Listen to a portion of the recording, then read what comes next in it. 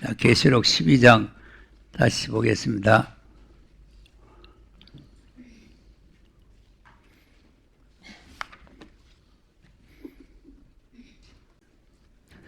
자, 다시 또 한번 읽어봅시다. 시작. 하늘에 큰 이적이 보이니 해를 입은 한 여자가 있는데 그 발 아래는 달이 있고 그 머리에는 12별의 면류관을 썼더라. 예, 그러니까 지금 우리가 앞으로 세워져야 될 교회, 예, 주님 다시 오실 때 주님 맞이할 수 있는 교회가 되려면 이런 교회가 서야 된다. 그런 말이죠. 그 다음. 이 여자가 아이를 베어 해산하게 되매 아파서 애써 부르짖더라. 네. 아이를 하나 뵀죠? 무슨 아이를 뵀어요? 예언의 말씀을 뵀어요. 그렇죠. 말씀이 잉태됐어요. 말씀이 잉태돼가지고 해산하게 되매 그게 무슨 말이에요? 이제 아기가 곧 나올 때가 됐어요. 놓을 때가 됐다고 말이죠. 아이를 빼면은 배자마자 아이가 나오는 게 아니고 10달이 돼야 나오잖아요. 그래서 이제 정식으로 놓으면은 10달이 돼야 되고 조금 속히 놓으면 7달, 예? 8달? 7싹이 있고 8싹이 있고 그래요. 7싹. 그러니까 이제 꽉 차서 안 났다. 덜 차서 났다. 이제 이런 뜻인데, 자, 여기는 이제 꽉 차야 돼요. 7품, 8품이 아니고 꽉 차가지고 이제 아이를 낳다. 자, 예수님도 꽉 차서 낳죠. 누가복음 2장 6절, 7절 한번 보세요. 거기에 있을 그때에 해산할 날이 차서 마다들라 강포로 사서 우유에 누였으니 이는 사관에 있을 곳이 없음이로라. 네. 자, 거기 있을 그때 해산할 날이 찼다. 해산할 날이 찼다 이거죠. 그래서 아들을 낳았는데 맏아들을 낳았다 이거. 우리가 항상 이 맏아들에 대해서 관심을 좀 가져야 됩니다. 맏아들. 그래서 이제 맏아들을 낳았는데 우리도 전부 다 이제 맏아들이 돼야 돼요. 예, 그래야 하나님의 기업을 우리가 받을 수가 있는 거죠. 자, 나이 찼다. 예. 창세기 21장 2절도 한번 보겠습니다. 이제 이삭을 놓을 텐데, 시작. 사라가 잉태하고 하나님의 말씀하신 기한에 미쳐 늙은 아브라함에게 아들을 낳으니. 네, 기한이죠, 기한. 네, 이 기한이 찼어.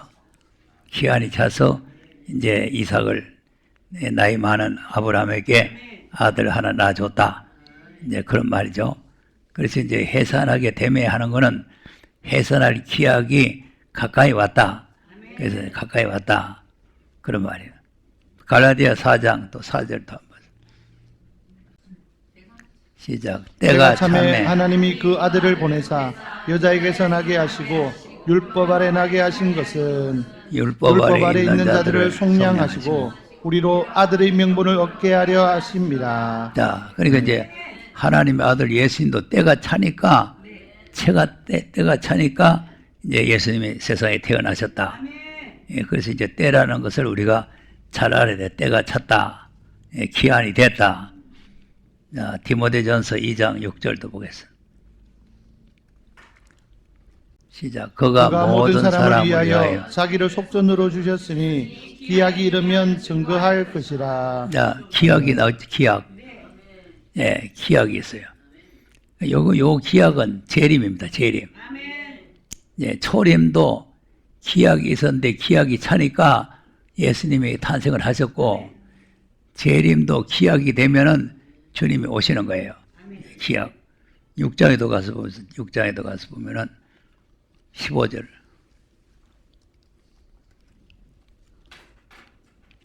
시작. 기약이 이르면 하나님이 그의 나타나심을 보이시리니 하나님은 복되시고 홀로 한 분이신 능하신 자시며 만왕의 왕이시며 만주의 주시오. 예. 아멘. 뭐가 이르면 기약이 이르면 하나님이 그의 나타내심을 보이신다.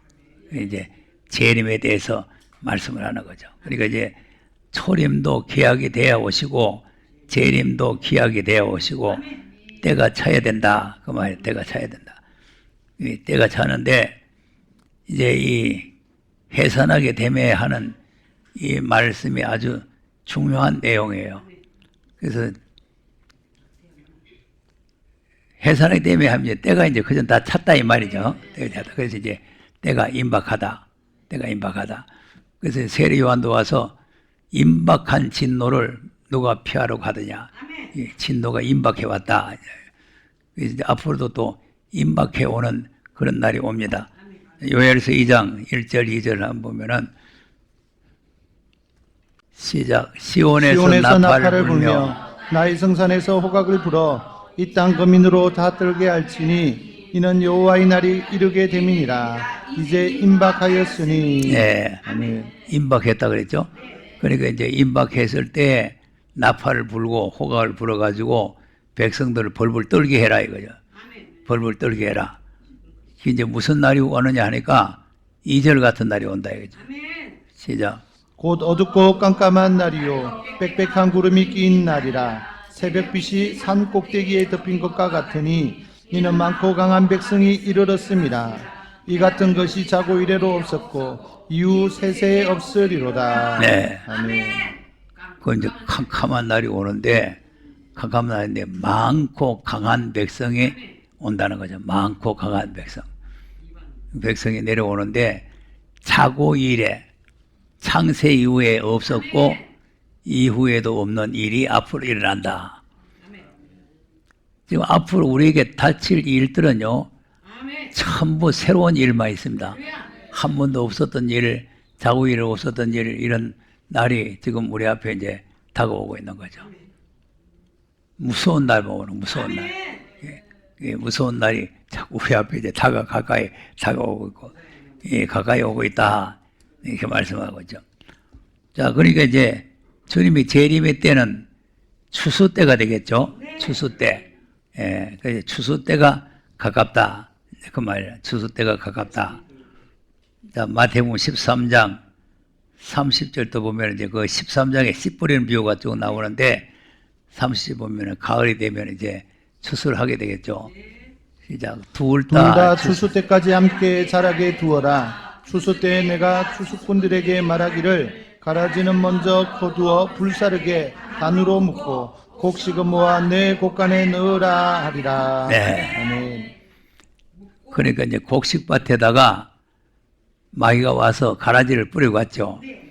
우리가 이제 이 가라지를 조심해야 돼요. 가라지를. 지금 우리가 이제 곡식을 받았는데 가라지가 가끔 들어옵니다. 가끔 들어와요. 그러니까 들어와서는 이제 거짓 것을, 가라지라는 게 이제 거짓을 갖다가 뿌려놓는 거죠.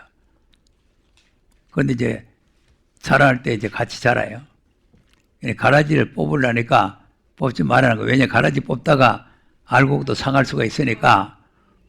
그러니까 지금 우리가 볼 때는 그 못된지 2단에 들어가고 뭐 2단에 빠지고 뭐 2단노를 하고 하는 거, 이것들 다 하나님께서 뭐가 첩불면 좋겠는데 그것들이 더 성성장고 잘해요.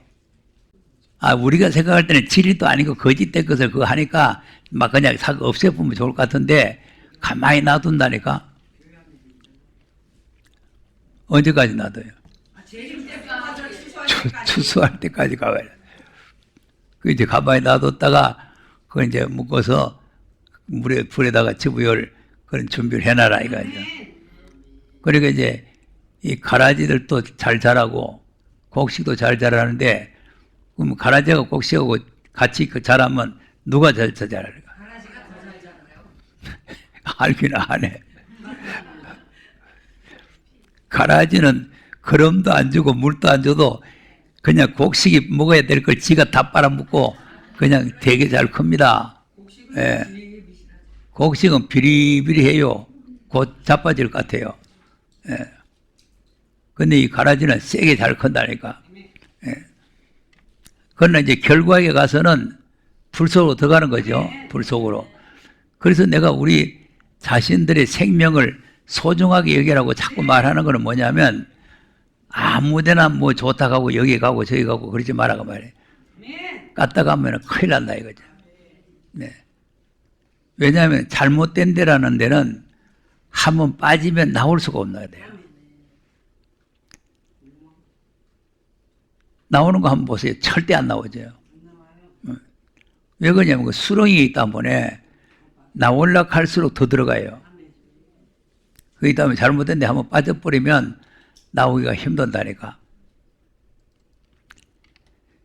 자, 그러니까 이제 추수 때가 이제 가까이 오니까 이제 39절에도 보면은 뭐라고 그랬어요? 가라지를 심은 원수는 마귀요. 추수 때는 세상 끝이요. 추수꾼은 천사들이니. 네. 가라지를 심은 원수는 누구라고? 그러니까 지금 거짓 선지 노릇하는 사람들은 100% 마귀 도구들입니다. 마귀 도구들. 그래서 이제 가라지를 자꾸 뿌려요.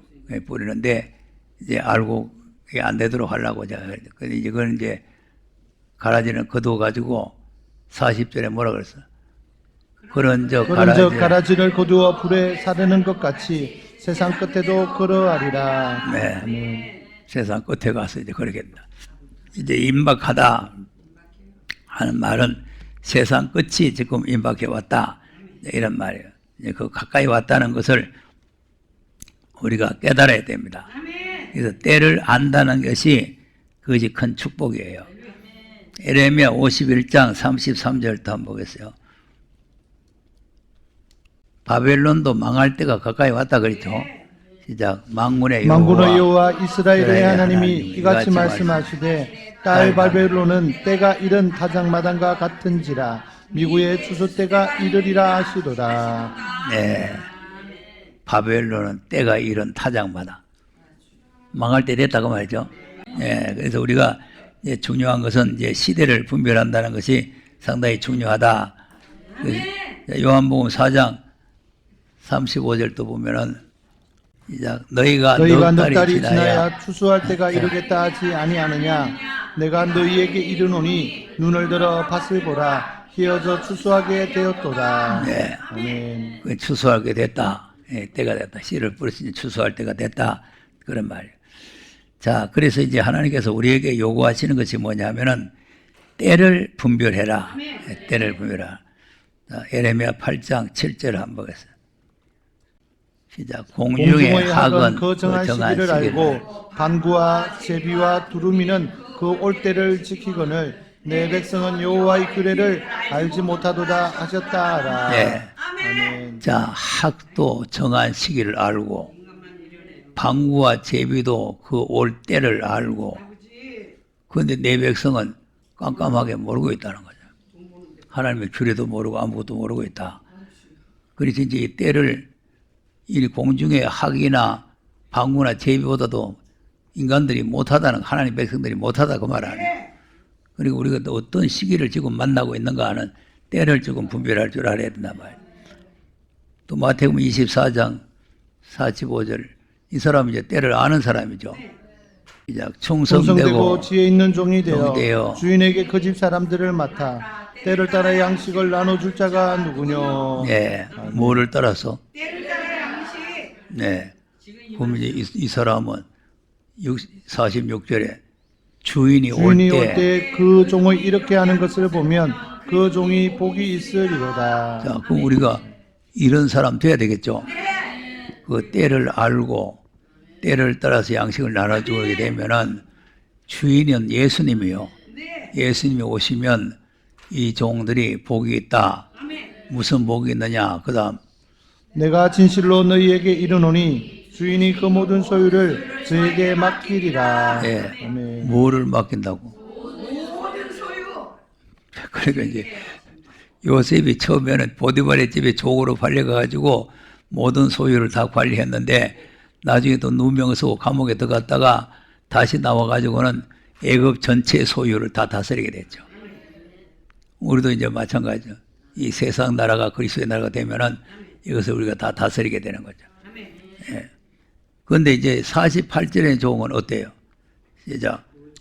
만일 그 악한 종이 마음에 생각하기를 주인이 더디 오리라 하여 동무들을 때리며 술 친구들로 더불어 먹고 마시게 되면 생각지 않은 날 알지 못하는 시간에 그 종의 주인이 이르러 어미 때리고 외식하는 자의 받는 율에 처하리니 거기서 슬피 울며 이를 갈미 있으리라. 네. 그러면 이제 이런 종 되면 안 되겠죠. 그러니까 이거 다 이 사람들이 무슨 뭐 이방 사람 보고 하는 소리가 아니고 하나님의 종들을 보고 하는 소리요. 우리 보고 하는 소리라고. 그러니까 이제 때를 모르면 때를 따라 양식을 나눠주지도 아니하고 먹고 마시고 때는 무슨 때, 뭐 살기 좋은 때가 왔는데 그리고는 이제 오히려 그 때를 따라서 양식을 나눠주는 종들을 때리면서 욕하면서 그런다는 거 아닙니까? 예, 그러니까 이제 하나님께서는 우리를 때를 분별해라 이렇게 말씀합니다. 누가복음 12장 54절. 또 무리에게 이르시되 너희가 구름이 서에서 일어남을 보면 곧 말하기를 소나기가 오리라 하나니 과연 그러하고 남풍이 불물 보면 말하기를 심히 더우리라 하나니 과연 그러하니라. 아멘. 외식하는 자여 너희가 천지의 기상은 분별할 줄을 알면서 어찌 이 시대는 분별치 못하느냐. 네. 아멘. 천지 뭐 날씨가 오늘 뭐 덥겠다 춥겠다 뭐 바람 불겠다 비 오겠다 이거는 분별할 줄 아는데 왜 지금 주님 오시는 시기는 분별할 줄 모르느냐 그거죠. 네. 예. 그러니까 우리가 지금 어떤 시점에 와가 있다는 것을 대략 좀 짐작을 해야 돼요. 세상에 지금 전쟁이 날 거고 난리가 날 것 같지만 하나님의 종들이 나올 때까지는 전쟁이 안 납니다. 예. 세계 운명이 하나님의 주권에 달려있는 거죠. 그럼 이제 우리가 때를 분별하시면 뭐 해야 되느냐? 자, 계시록 1장 3절 보겠습니다. 시작. 이 예언의 말씀을 읽는 자와 듣는 자들과 그 가운데 기록한 것을 지키는 자들이 복이 있나니 때가 가까움이라. 네, 뭐가 가깝다고? 때가 가까워요. 무슨 때요? 지금 재림 때. 그러니까 이제 이 말씀을 바르게 모르면 이 예언의 말씀을 읽는 자들과 듣는 자들과 그 가운데 기록한 지킨 자들이 복이 있다. 이 말씀을 성경 전체를 말하는 줄로 착각을 해요. 그래서 우리가 복을 받으려면은 이 말씀을 자꾸 읽고 듣고 지키면 복을 받습니다. 이렇게 가르치거든요. 그건 아주 잘못 알고 있는 거예요. 이 계시록의 말씀은 아무 때나 읽고 듣고 지키고 복 받는 말씀이 아니고 주님의 재림의 시기가 임박해 올 때에 그때에 이 예언의 말씀을 지켜야 된다. 때도 안 됐는데 이걸 이제 읽고 뭐 이렇게 하면요 전부 거짓 선지가 됩니다. 그래서 지금은 이제 계시록 하는 사람이 하도 많으니까 계시록 한다 해도 이단이라는 소리가 안 나오지만은요 초창기에 제가 이거 복음을 이제 본격적으로 시작할 때는 계시록 세미나라고 하질 않았어요. 아들로 하신 말. 왜냐하면 계시록 개자 붙으면은 전부 다 이단이요. 무조건 뭐 들어보지도 안 하고 먼저 개자 붙으면 이단이에요. 아니 들어볼 생각도 안 해요. 계시록은 무조건 이단이다. 왜 하도 이단 많이 나와가지고. 그런데 내가 백주년 기념관에서 처음에 할 때 아들로 하신 말씀, 특별 세미나 이렇게 아들로 하신 말씀. 계시록에 누구가 하신 말씀? 아들로 하신 연애 말씀. 그래 그 말씀이랑 그 말씀이 같은데 그래도 아들로 하신 말씀 가니까 아들로 하신 말씀이 뭔고 궁금해가지고 들어올 사람이 많이 있더라고요. 아들로 하신 계시록 가면 아예 개자만 들어가면은 기절하고 모두 도망가는데 아들로 하신 말씀 가니까 야 아들로 하신 말씀이 뭐냐? 예. 그 지금 뭐 계시록 해도 누가 뭐 이단이니 뭐 이런 사람 없잖아요. 왜 그만큼 때가 지금 가까이 온 거죠. 그러니까 이 예언의 말씀은 때가 가까울 때 읽고 두고 지켜야 돼요. 예, 때가 안 됐을 때는 이걸 읽고 하면 안 돼요. 때가 안 될 때라는 건 무슨 말이냐면은 예수님이 봉안책을 받았잖아요. 봉안책을 받았는데 봉안책을 인을 떼야 되잖아요. 그 인을 떼가지고 이게 열린 후에 읽고 두고 지켜야 되는 거죠. 이게 열리기 전에 읽고 두고 지키면 안 되는 거죠. 그러니까 이걸 잘못 알게 되면은 큰 문제가 생깁니다. 큰 문제가 생겨요. 네, 그러니까 우리가 때를 잘 분별할 줄 알아야 돼요. 때를 분별해야 돼요. 때가 되면은 이것을 이제 읽고 두고 지켜야 되는데, 이걸 이제 계시록만 가지고 이룩쿵 저룩쿵 하면은 또 안 돼요. 왜냐하면 이거 계시록 해석하기가 어렵거든요. 계시록 해석하기가 어렵잖아요. 그러니까 이제 계시록을 가지고 이룩쿵 저룩쿵 하면 안 되고, 전에 선지자들에게 전하신 복음을 먼저 잘 파악을 해야 이 계시록이 열리게 돼 있어요. 계시록의 참고서가 선지서입니다. 선지서. 그러니까 이제 학생들이 공부하기 어려우면 참고서 봐야 되잖아요. 그러니까 이제 이 계시록을 바로 알려면은 참고서를 보고 이렇게 되는구나 이렇게 알아야 되는 거죠. 왜 그러냐 하면은 이 참고서는 이미 다 이루어 놓고 이렇게 앞으로 된다 이렇게 해놓은 거예요. 그러니까 이제 그래서 자꾸 이제 계시록 할 때 선지서를 자꾸 말하는 거는 그때 이루어진 것처럼 이렇게 이루어진다 이렇게 이제 설명이 되는 거죠. 그래서 이제 때가 가깝다는 것을 우리가 알 때가 가까울 때는 예언의 말씀을 읽고 두고 지키는 사람이 여기 있다 그런 말이죠. 자, 그럼 이제 상기가 임박하니까 배가 좀 아프겠죠.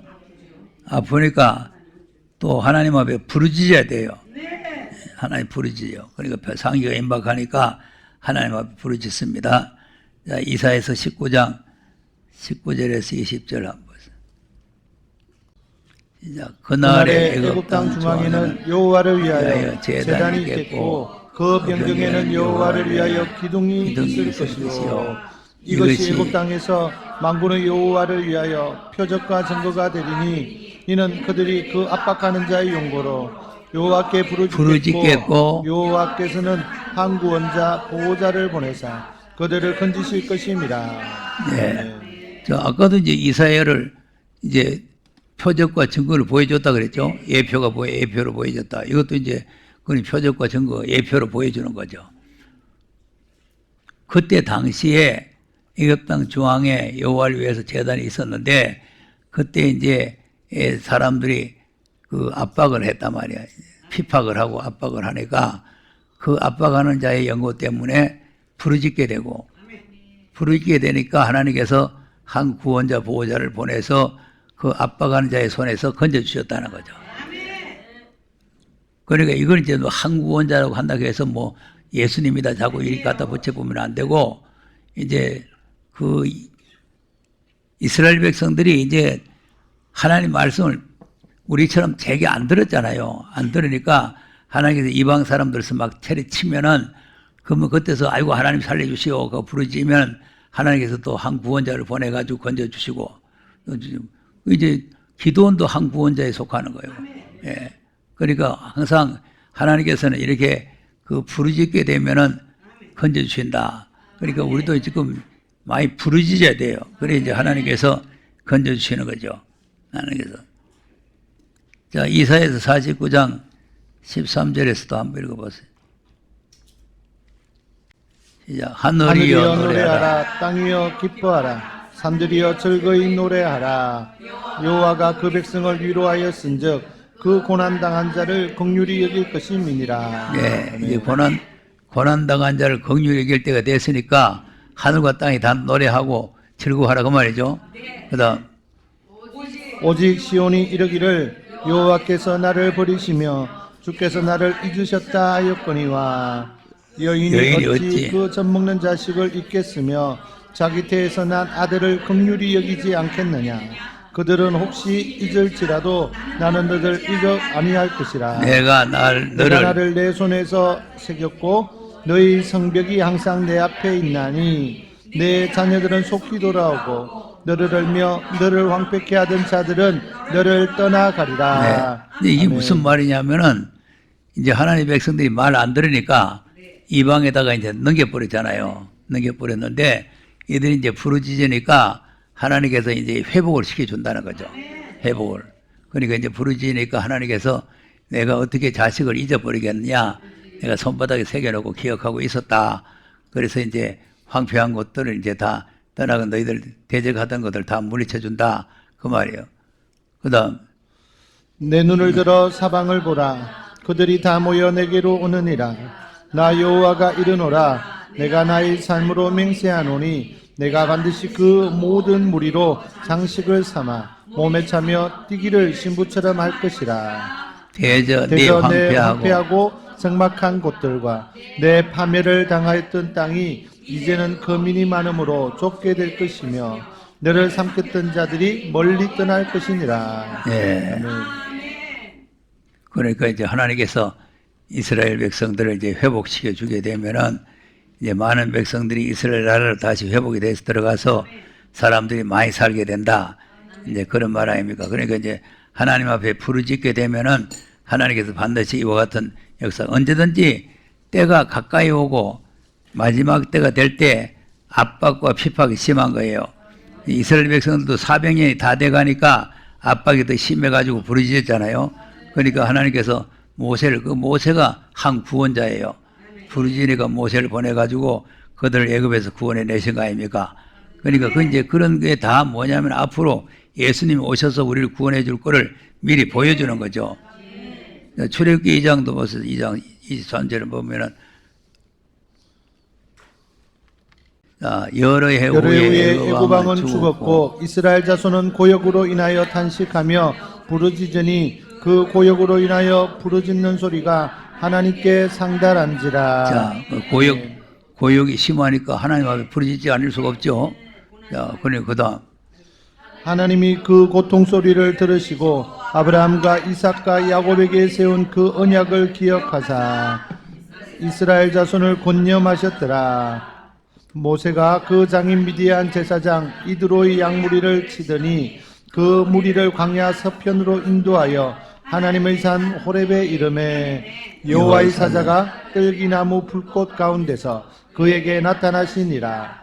그가 보니 떨기나무에 불이 붙었으나 사라지지 아니하는지라. 이에 가로되 내가 돌이켜 가서 이 큰 광경을 보리라. 떨기나무가 어찌하여 타지 아니하는고 하는 동시에 여호와께서 그가 보려고 돌이켜 오는 것을 보신지라. 하나님이 떨기나무 가운데서 그를 불러 가라사대 모세야 모세야 하시매 그가 가로되 내가 여기 있나이다. 네. 아멘. 자, 이거 잘 보세요. 그러니까 압박하는 자로 연대해서 이제 부르짖고 있으니까 그 무렵에 모세가 호레산 근방에 자기 자인 영감 그 양을 치러 갔단 말이에요. 간데 그 가시나무 들기가 있는데 그게 불이 붙어서 홀홀 타는데 불은 홀홀 타는데 가시들기가 그대로 있는 거예요. 불이 타면은 거기 타서 없어져야 될 거 아니에요. 근데 불은 타는데 거기 안 없어져요. 자, 그런데 지금 양 먹이기도 바쁜 마당에 그게 왜 그런고 하는 관심을 가졌죠. 관심. 아주 중요한 겁니다. 관심을 가진다는 거예요. 불이 타든지 뭐 사그러지든지 안 사그러지든지 그거 자기가 무슨 관심 들고 있어요. 양이 혹시 그거 가다 불 타줄까 싶어서 저 멀리 딴 데로 옮기든지 해야 되는데. 그래서 이제 마지막 사명자들도 이 관심이라는 게 중요한 거예요. 관심이라는 게. 그래서 이사야서 42장도 보면은 하나님의 종들이 귀머거리 소경되는 이유가 어디 있습니까? 관심이 없는 거예요.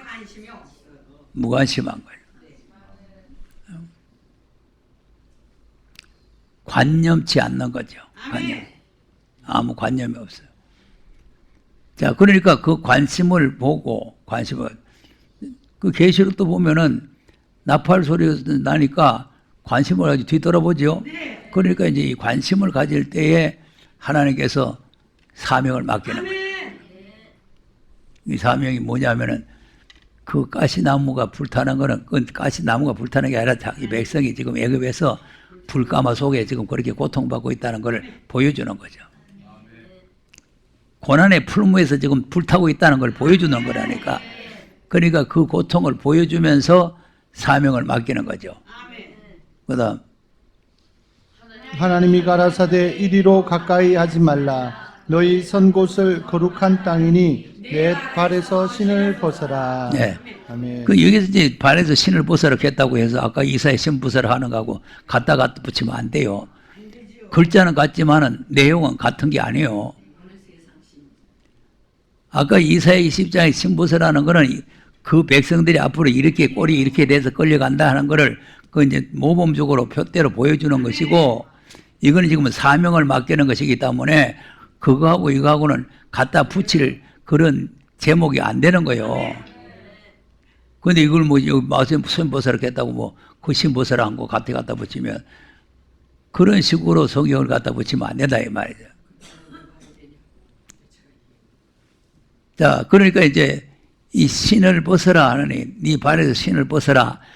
이 간단한 내용인데, 이제 내게 깨달아지기 뭐냐면은, 여기에서 사명감을 느꼈다는 거죠, 사명감. 지금까지는 자인, 영감, 양치로 댕긴 목자에 불과했지만, 이제는 자기 백성을 그 풀무불 속에서 건져내려 갈 그런 사명을 자기가 그것을 느껴서 모든 것을 포기하고 사명에 뛰었던 것이 바로 이 말씀과 연결이 되는 거죠. 그래서 이 히브리서를 보면은 모세의 행적하고 하나도 안 맞잖아요. 히브리서를 보면은. 자, 히브리서 한번 보세요. 히브리서 11장 24절. 시작. 믿음으로 모세는 장성하여 바로의 공주의 아들이라 칭함을 거절하고. 자, 그럼 이거 지금 모세의 행적하고 맞아요? 안 맞지요. 모세 사람 때려주고 도망갔지 어디 바로의 공주의 아들 칭함 거절했습니까? 사람 때려 죽이고 그 이튿날 나가니까 자기 동족끼리도 싸우는 걸 보고 그 우리 동족끼리 왜 싸우느냐 그러니까 어제 저기 있던 사람 때려 죽이는데 또 날 때려 죽이려고 그러네. 그것도 고발했잖아요. 그러니까 자기가 이제 살인죄로 걸릴까 싶어가지고 그러면 날 살리라고 하고 도망갔잖아요. 근데 여기는 이 바로의 공주의 아들의 체험을 거절했다. 이거 전혀 안 맞는 거예요. 또 그 다음 보세요. 도리어 하나님의 백성과 함께 고난받기를 잠시 제약의 낙을 누리는 것보다 더 좋아하고. 자, 이겁니까? 모세 행적이 이거요? 아니에요. 전혀 안 봤다니까. 그래서 이제 하나님께서 나에게 깨달음을 준 게 신을 벗으라고 하는 그 명령이 바로 이거다 이거죠. 예, 신을 벗어라. 바로의 공주의 아들이라고 하는 신을 벗고 애굽의 모든 보기 용화를 다 벗어버리고 다 벗고 자기 백성을 구원하러 가는데 고난을 감수해야 된다. 그 다음 보세요. 그리스도를 위하여 받는 능력을 애굽의 모든 보화보다 더 큰 재물로 여겼으니 이는 상 주심을 바라봄이라. 네. 그 이제 사명을 깨달은 사람은 어떤 고난, 어떤 시험, 어떤 핍박이 와도 상 주심을 바라보고 인내심을 가지고 가는 거죠. 그 모세 자신은 본래 하나님 부름 받을 때 나 이거 할 줄 모릅니다. 나 말할 줄도 모르고 못합니다. 그랬잖아요. 그런데 이제 하나님께서 사명을 맡기니까 그 어려운 고난을 지금 글자로 써져 있어서 그렇지 60만 명이 아멘 아멘 하고 따라와도 지금 뒤로 가기 힘드는 마당에 야, 이 모세야, 막 이게 뭐 목말라 죽겠다. 우리 뭐 군기 죽이려고 해야 되나? 목말라 죽이려고 데리고 왔나? 애굽에 있던 사람, 멀쩡한 사람 왜 때리는데, 야, 돌 가지고 막 때려 죽이려고 하고 이럴 때 얼마나 무섭겠어요. 여러분 안 무섭죠? 아니, 거기는 뭐 경찰도 없고 아무것도 없고 광야에 뭐가 있어요? 돌 때려 죽이면 맞아 죽는 거지 뭐. 그런 고난을 극복하고 그 백성들을 애굽에서 인도에 나온 거 아닙니까? 그 이제 거기에서 신을 벗으라는 거 하고 그 이제 이사야 보고 신 벗어 그런 거 하고는 안 맞아요. 안 맞고 이제 하나님께서 모세에게 신을 벗으라고 하는 그 명령이 바로 이 사명을 맡기는 거라. 이제는 네가 그 신을 벗고 이제는 내 백성과 함께 고난 받고 내 백성을 애굽에서 구원해서 적과 꿀이라는 땅 가나안 땅으로 데려가야 된다. 이제 그걸 보여주는 거죠. 또 출애굽기 3장에 다시 보세요. 신 벗고 뭐하러 가는가 한번 보세요. 또 이르시되 나는 내 조상의 하나님이니 아브라함의 하나님, 이삭의 하나님, 야곱의 하나님이니라. 모세가 하나님 배웠기를 두려워하여 모세를 가리우매 여호와께서 가라사대 내가 애굽에 있는 내 백성의 고통을 정령히 보고 그들이 그 간역자로 인하여 부르짖음을 듣고 그 우고를 알고 내가 내려와서 그들을 애굽인의 손에서 건져내고 그들을 그 땅에서 인도하여 아름답고 광대한 땅, 적과 꿀이 흐르는 땅, 곧 가나안 족속, 헷 족속, 아모리 족속, 브리스 족속, 히 족속, 여부스 족속의 지방에 이르려 하노라. 아멘. 자, 보세요. 아브라함과 이삭과 야곱의 약속한 땅으로 내 백성을 인도해라. 그 땅은 아름답고 광대한 땅이고 적과 꿀이 흐르는 땅이다. 이것이 우리에게 모형이 된 거죠. 우리가 앞으로 이런 땅으로 가는 거죠. 네. 그러니까 이렇게 이제 사명자가 부름을 받을 때에 그런 이제 고난이 있을 때 부르짖으니까 그때 이제 사명자 모세를 하나님께서 애굽 땅에 보내신 거 아닙니까? 시편 106편 44절 45절 도 한번 보세요. 이 부르짖는 데 대한 중요성을 우리가 알아야 돼요. 106편 44절 시작. 그러나 여호와께서 저희의 부르짖음을 들으실 때에 그 고통을 권고하시며 저희를 위하여 그 언약을 기억하시고 그 많은 인자하심을 따라 뜻을 돌이키사 저희로 사로잡은 모든 자에게서 긍휼히 여김을 받게 하셨도다. 네. 자, 부르짖을 때 하나님께서 부르짖는 소리를 들으시고 하나님께서 그들 그 사로잡아 있었던 그 세력들로부터 긍휼을 잃게 했다는 거 아닙니까? 그러니까 이제 어려움이 오고 환란이 오고 시험이 올 때는 부르짖으라는 거죠. 부르짖으라는 거죠. 자, 107편 3절 7절까지 한번 보세요. 시작. 동서남북 각 지방에서부터 모으셨도다. 저희가 광야 사막길에서 방황하며 그 알성을 찾지 못하고 줄이고 목마름으로 그 영혼이 속에서 피곤하였도다. 이에 저희가 그 근심 중에 여호와께 부르짖음에 그 고통에서 건지시고 또 바른 길로 인도하사 그 알성에 이르게 하셨도다. 네. 아멘. 자, 부르짖으니까 고통에서 건져내시고 바른 길로 인도해 주셨다. 그래서 이제 이런 어려운 고통이 올 때에 우리가 이제 부르짖는다는 것이 상당히 중요한 문제다 하는 걸 우리가 알 수가 있죠. 뭐, 이제 118편 5절, 뭐, 120편 1절 많은 내용이 시편에 그 부르짖는다는 내용이 나오는데 가장 중요한 것은 뭐냐면은 야곱의 기도예요. 창세기 32장 24절에서 야곱은 홀로 남았더니 어떤 사람이 날이 새도록 야곱과 씨름하다가 그 사람이 자기가 야곱을 이기지 못함을 보고 야곱의 환도뼈를 치매 야곱의 환도뼈가 그 사람과 씨름할 때에 위골되었더라. 그 사람이 가로되 날이 세려하니 나로 가게 하라. 야곱이 가로되 당신이 내게 축복하지 아니하면 가게 하지 아니하겠나이다. 이게 이제 중요한 거예요. 야곱의 건성이라는 건 한번 잡았다 가면 안 놓는 거예요. 그러니까 자기 형님도 먼저 나가려고 하면 못 나가고 막 발뒤꿈치를 땡기고 잡아 땡기다가 할 수 없이 그냥 뒤에 나오긴 나왔지만 이렇게 이제 천사를 붙들고 밤새도록 이제 실험을 하면서 날이 새 내 가야 된다 하니까 절대 내한테 축복 안 하고는 못 놓겠다. 이 끈질긴 기도란 말이야. 끈질긴 기도. 응답 받을 때까지. 그다음 그 사람이 그에게 이르되 내 이름이 무엇이냐?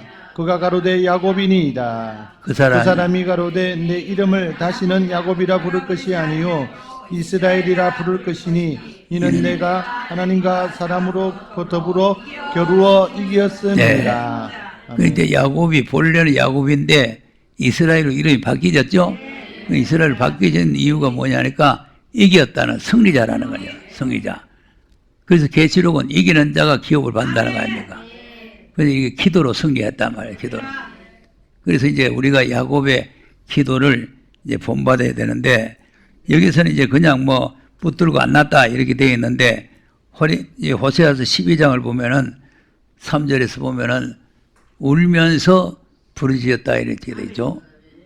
호세아서 12장 시작. 야곱은 태에서 그 영의 발 뒤꿈치를 잡았고 또 작년에 하나님과 힘을 겨루되 천사와 힘을 겨루어 이기고 울며 그에게 간구하였으며 하나님은 베델에서 저를 만나셨고 거기서 우리에게 말씀하셨나니. 네. 울면서 그에게 간구했다. 이 창세기에는 울면서라는 말이 없어요.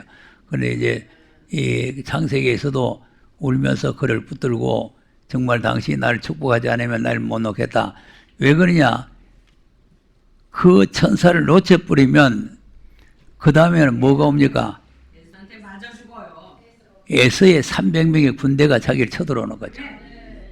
단칼에 목이 달아나요. 죽나 사나 생사 결단이에요. 네.